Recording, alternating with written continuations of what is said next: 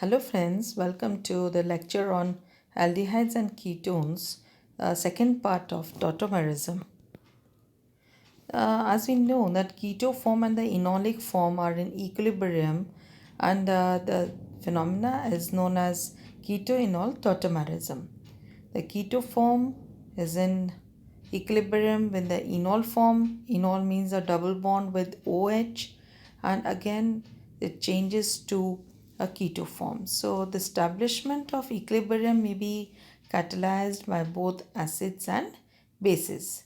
ये इक्विलिब्रियम को अटेन करने के लिए एसिड या बेस लिए जा सकते हैं, इसलिए इसको कहते हैं कि ये एसिड बेस कैटलाइज्ड रिएक्शन है. Through suitable means such as by fractional crystallization or careful distillation in the absence of any acid or base, the keto and the enol forms may be separated from each other. Intermediates जो होते हैं reactions में उनको हम separate नहीं कर सकते, isolate नहीं कर सकते हैं, whereas the keto and the enolic forms may be separated from each other. The keto and the enolic form of carbonyl compounds are constitutional isomers. ये functional isomers हैं. The equilibrium position in keto-enol tautomerism. The position of keto-enol equilibrium is influenced by the temperature and the solvent if present. तो दो factors हैं जो affect करते हैं equilibrium को. वो first है temperature और दूसरा है solvent. In simple aldehydes and ketones, the keto form usually exceeds the enolic form to a considerable degree. For example, acetone contains only 1.5 into 10 raised to power minus 4% of enolic form. तो बहुत कम हमें मिलता है enolic form. Ketones are usually not enolized to such a degree as aldehydes are. इसका मतलब कि aldehydes ज़्यादा इनोलाइज हो जाते हैं, लेकिन कीटोन्स को हम इतना नहीं कर सकते enolize. However, beta dicarbonyl compounds are significantly much more enolized as the double bond of a monoenolized beta dicarbonyl compound is additionally stabilized through resonance with the second carbonyl group. हमारे पास यहाँ beta dicarbonyl compound है. Dicarbonyl compound में दो तरह के हमारे पास C double bond हो, यानी कार्बोनिल ऑक्सीजन प्रेजेंट है.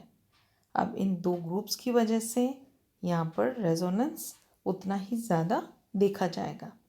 As a result the alpha hydrogen between the two carbonyl groups of beta dicarbonyl compounds is much more acidic.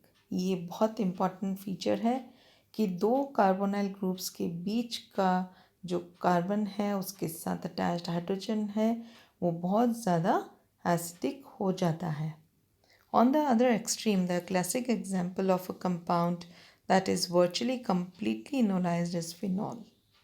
The equilibrium constant of keto-enol tautomerism, equilibrium of phenol, amounts to roughly 10 raised to power 10.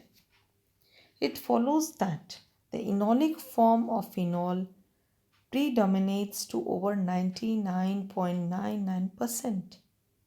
The enolic form of phenol is much more stable than the non-aromatic keto form, that is cyclohexadienone, due to the strikingly high resonance stabilization of the aromatic system.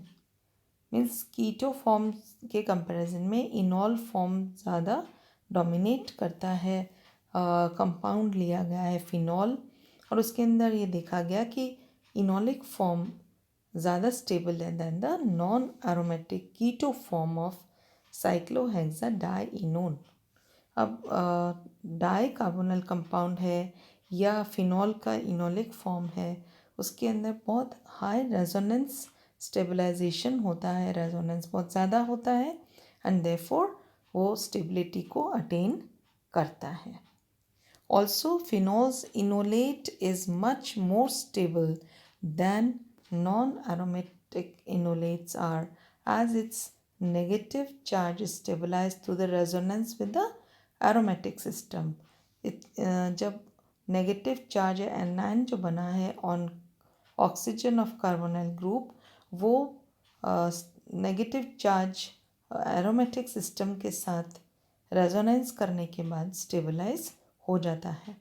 As a result, phenol is considerably more acidic than other enols or alcohols. The pKa value of phenol is 9.95.